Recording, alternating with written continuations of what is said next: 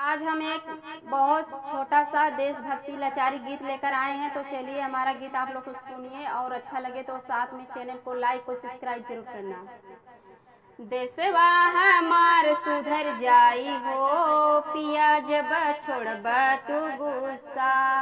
देशवा हमार सुधर जाई हो पिया जब छोड़ब तू गुस्सा।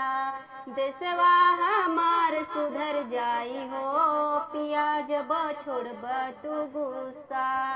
बचपन में पढ़ल हम झूठ नहीं बोलब, बचपन में पढ़ल हम झूठ नहीं बोलब।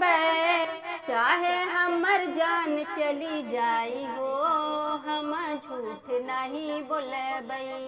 चाहे हमर जान चली जाई हो हम झूठ नहीं बोलब।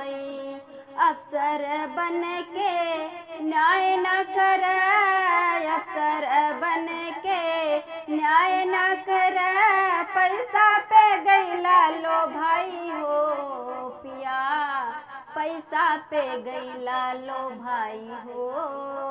तू न्याय नहीं करिया, पैसा पे गईला तू लो भाई हो, न्याय नहीं करिया। अरे देशवा हमार सुधर जाई हो पिया जब छोड़ब तू गुस्सा। देशवा हमार सुधर जाई हो पिया जब छोड़ब तू गुस्सा।